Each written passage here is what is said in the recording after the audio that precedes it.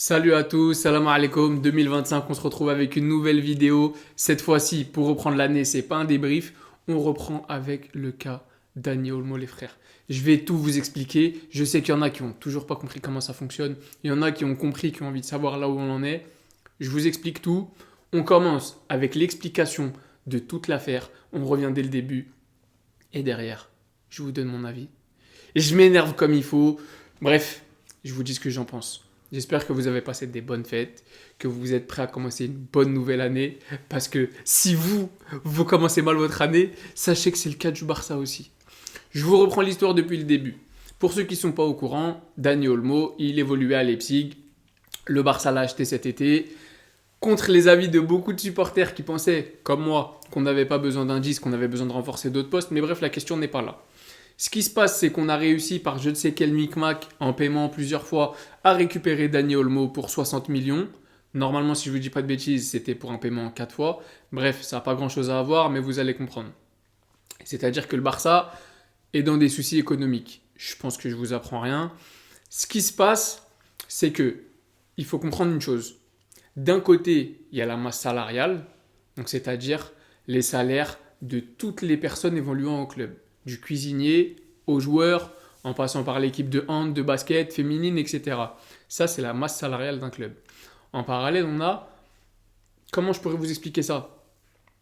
En gros, les prix des transferts, c'est-à-dire l'achat et la revente des joueurs. Ça, c'est deux choses qu'il faut séparer. C'est possible de pouvoir acheter des joueurs d'un côté et de ne pas pouvoir les enregistrer de l'autre. L'enregistrement se fait au niveau de la masse salariale. Pour le reste, ça se fait au niveau de l'achat et de la revente. Je vous fais ça grosso modo. Donc on a pu acheter Dani Olmo. Ce qui s'est passé derrière, comme la saison passée si vous vous rappelez, on a eu du mal cet été à enregistrer tous les joueurs. Alors on a certains joueurs qui sont partis, on a eu des ventes, donc ça a libéré de la masse salariale. Malheureusement, on n'a pas fait partir de gros salaires, donc en termes de masse salariale, on était assez restreint. Tous les ans, la Liga et la Fédération, ils statuent sur la masse salariale de chaque club. Et quand tu gères mal ton club, chaque année, ta masse salariale baisse. Cette année, le Barça avait bien géré en fin de saison, etc., avec les ventes, ils n'avaient pas trop dépassé, donc on avait pu avoir un rehaussement du plafond de la masse salariale, c'est-à-dire j'ai plus les chiffres, mais on avait augmenté la masse salariale qu'on avait. On pouvait toujours pas enregistrer Dani Olmo, vous vous en rappelez, au mois d'août, on avait, comme la saison passée, des soucis. Comment on va faire pour enregistrer un joueur qu'on a acheté? Laporta a trouvé une solution, il a magouillé à droite à gauche. Derrière, vous n'allez pas oublier, on a massacré Christensen tout simplement. Il s'est blessé et étant donné que Christensen avait une blessure longue, on avait la possibilité de pouvoir enregistrer Dani Olmo grâce à cette blessure qui libérait de l'espace. Ce qui s'est passé, c'est que l'enregistrement de Dani Olmo s'est effectué que pour la première partie de saison, donc jusqu'au 31 décembre 2024. Je pense que les dirigeants du club se sont dit que d'ici là, une solution serait trouvée, chose que je peux comprendre, parce que pour un club de la taille du FC Barcelone, normalement, l'enregistrement d'un joueur n'est même pas censé être un problème. Malheureusement, on se retrouve au mois de décembre, on se retrouve pendant les vacances, on se retrouve fin décembre, et voilà. La news commence à tomber, le Barça n'a toujours pas enregistré Dani Olmo et pas au Victor, parce qu'il faut également signaler, on parle beaucoup de Dani Olmo, parce que voilà, c'est le joueur qu'on a payé cher, c'est la star, etc. Mais c'est également pas au Victor qui souffre de tout ça. Donc ce qui se passe, c'est qu'en fin d'année, on commence à avoir des rumeurs comme quoi le Barça ne pourra pas enregistrer Dani Olmo. Ça, c'est ce qui est donné du côté des médias. De l'autre côté, la version du club et des dirigeants, c'est qu'il n'y aura pas de problème. Le Barça a réussi à trouver un accord avec deux sociétés aux Émirats, au Qatar il me semble, pour la vente de certains sièges VIP du prochain stade. Cette vente, qui à la base devait être conclue pour 200 millions, et il paraît que ces sociétés, en entendant que le Barça était dans des soucis économiques, a réussi à faire tout ça pour 100 millions, aurait dû verser donc l'équivalent de 100 millions au FC Barcelone, avec un versement de 20% en anticipé, pour bien dire comme quoi le versement sera fait. Petit retour en arrière pour ceux qui n'auraient toujours pas suivi, le Barça avait déjà eu à faire quelque chose pareil avec Barça Studio. Le Barça avait vendu justement Barça Studio pour récupérer des fonds pour libérer de la masse salariale, etc. Sauf que, à l'époque, le paiement pour libéraux n'avait jamais été fait. Donc aujourd'hui, on se retrouve dans une situation où le Barça avait déjà promis des choses à la fédération et n'avait pas délivré. Donc aujourd'hui, la fédération ne demande plus simplement une parole, ni un papier, mais des faits. La fédération attendait un versement. En cas de versement, le Barça aurait pu enregistrer Dani Olmo et Pau Victor. Maintenant, ce qui se passe. Aujourd'hui, on est le 3 janvier. Alors, il faut suivre parce que je vais faire beaucoup de revenir en arrière et repartir en avant. On est le 3 janvier. Aujourd'hui, le FC Barcelone aurait dû s'expliquer. J'ai attendu exprès la vidéo, je devais vous la faire hier. J'ai décalé à aujourd'hui parce qu'on devait avoir des explications. Comme d'habitude. On s'est bien fait avoir. Là, je vous fais cette vidéo, il est 20h. Toujours pas de news. Alors, ce qu'on sait, ce qui s'est passé aujourd'hui, on a eu la conférence de presse d'Hansi Flick qui nous a dit qu'il était un petit peu dégoûté, mais en très grand professionnel, c'est pas son boulot, lui s'en occupe pas et il fait confiance à la direction. Il paraît que le Barça serait revenu au 1 pour 1. Voilà. Alors les gars, si vous voulez, je vous ferai une vidéo pour vous expliquer tout ça, parce que je veux pas que la vidéo dure trop longtemps. Aujourd'hui, le Barça serait revenu au 1 pour 1, sauf que le souci, et pourquoi le Barça ne peut pas enregistrer Dani Olmo aujourd'hui et pas au Victor, c'est parce que c'est trop tard. Le 31 décembre à minuit, c'est trop tard. Dans un premier temps, le Barça a voulu jouer la carte de on gratte un tout petit peu de temps, le premier ou le 2, et on pourra les enregistrer. C'est pas passé, ça a d'ailleurs été démenti par la suite. Dans un deuxième temps, étant donné que dépassé le 31 décembre à minuit, il n'est plus possible d'enregistrer un joueur. Le Barça a cherché une faille.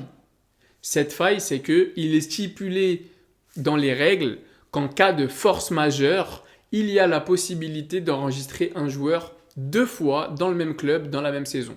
Parce qu'il faut savoir qu'à la base, c'est interdit. Un joueur peut être enregistré pour toute la saison. Un joueur, s'il est prêté ou vendu, peut être enregistré dans un autre club.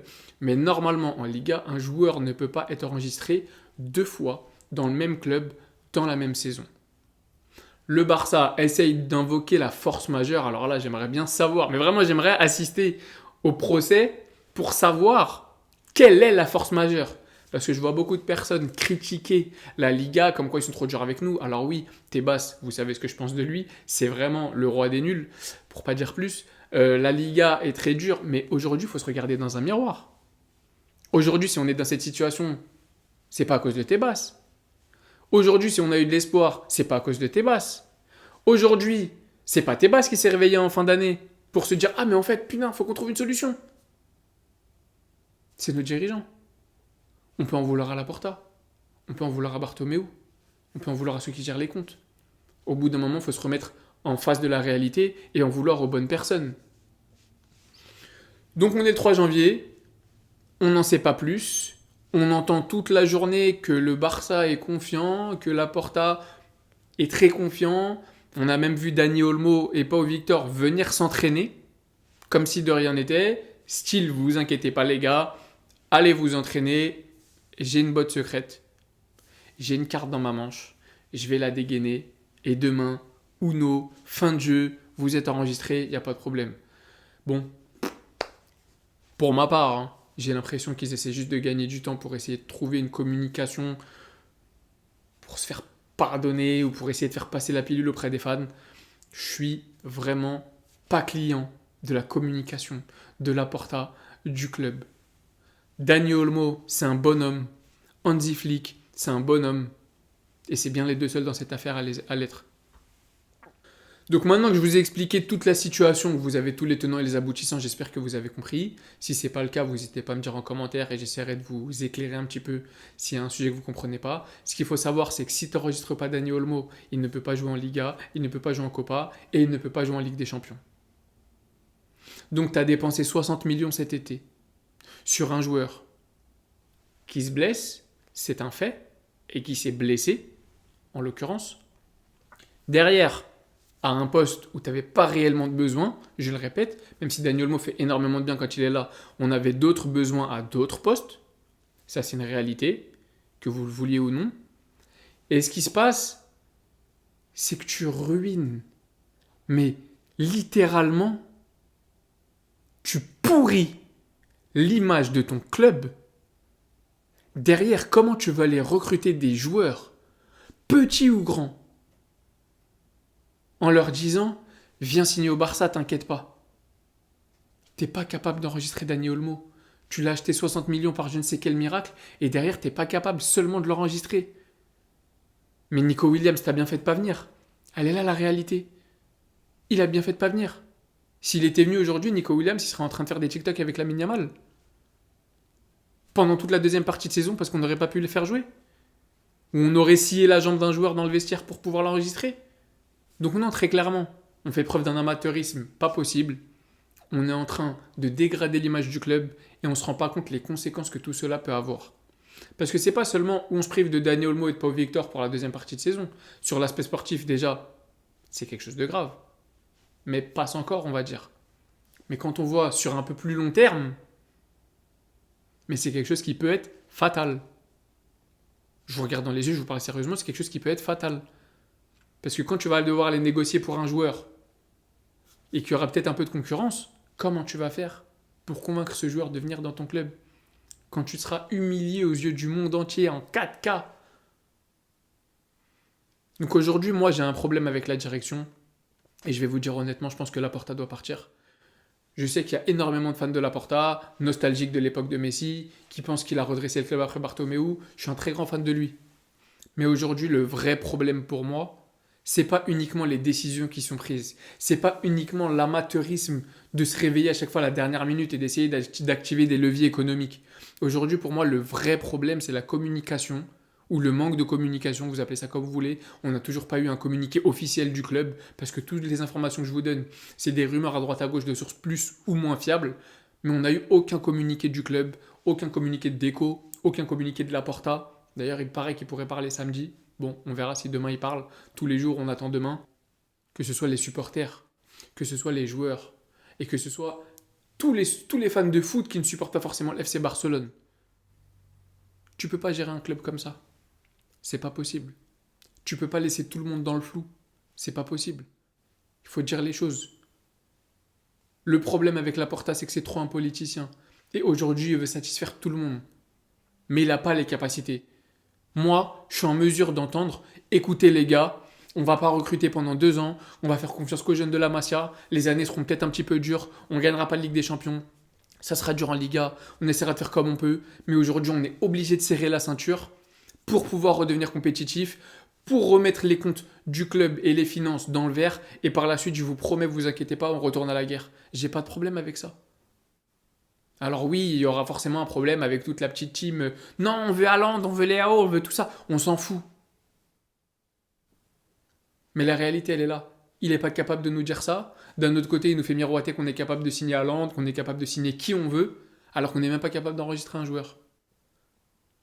C'est pour ces raisons que, pour moi, Deco, qui ne nous apporte strictement rien, et Laporta doivent quitter le club. La vraie réalité, c'est qu'ils sont en train de nous humilier là encore parce que c'est pas fini. On est en train de passer pour des clowns aux yeux du monde entier. Et ça, c'est pas possible. Le grand FC Barcelone, moi, j'ai pas de problème à ce qu'on recrute pas, j'ai pas de problème à ce qu'on soit en Hesse, j'ai pas de problème à ce qu'on gagne rien, j'ai pas de problème. Un club, ça se voit sur le long terme. Donc, je sais pas ce que vous en pensez, les gars. Je vous ai expliqué la situation. J'espère que j'ai été assez clair. Je vous ai donné mon avis sur la situation. Pour moi, vraiment, je supporte pas. C'est la goutte de trop, l'humiliation de trop. On a beaucoup accepté les supporters barcelonais. Trop, c'est trop. Donc Laporta out. Vous n'avez pas fait preuve d'indulgence avec Xavi. Je vois pas pourquoi j'en aurais plus avec Laporta. Encore plus avec Deco, alors qu'il nous a servi strictement à rien. Pour moi, faut repartir. Tout démolir et repartir à zéro. Pour de bon. En gardant 10 flics, en gardant les joueurs et en se débarrassant de certains joueurs. Mais ça, je vous en ferai une autre vidéo. Donc voilà, j'espère que vous avez saisi la gravité de la situation. J'espère que vous avez compris pourquoi Dani Olmo ne jouera très certainement pas la deuxième partie de saison. Pour l'instant, j'aurais aimé vous faire une vidéo avec plus d'infos. c'est ce qui était prévu. Malheureusement, aujourd'hui, on n'en a toujours pas plus. Je vous ai dit tout ce que je savais en relayant bien évidemment toutes les sources qui me semblent les plus fiables. C'était la reprise. La saison commence. Samedi, match de Copa contre Barbastro. On verra le premier match de Chesney normalement. J'ai hâte. Et voilà, la Liga m'a manqué, mes joueurs m'ont manqué. Et même si ça va pas, moi je continue à avoir foi en mon club. Donc les gars, n'hésitez pas à vous abonner. Vous savez, ça me donne énormément de force. Je compte sur vous pour commenter. Si vous avez besoin d'aide ou quoi que ce soit, ou une critique, vous savez, c'est toujours le bienvenu. Mettez la cloche pour ne pas rater les vidéos cette année où vous n'êtes pas prêt pour ce que je vous envoie. Je vous dis encore bonne fête à vous. Prenez soin de vos familles. Profitez du reste de vacances qui vous reste pour ceux qui sont en vacances. Et n'oubliez surtout pas, Visca Barça.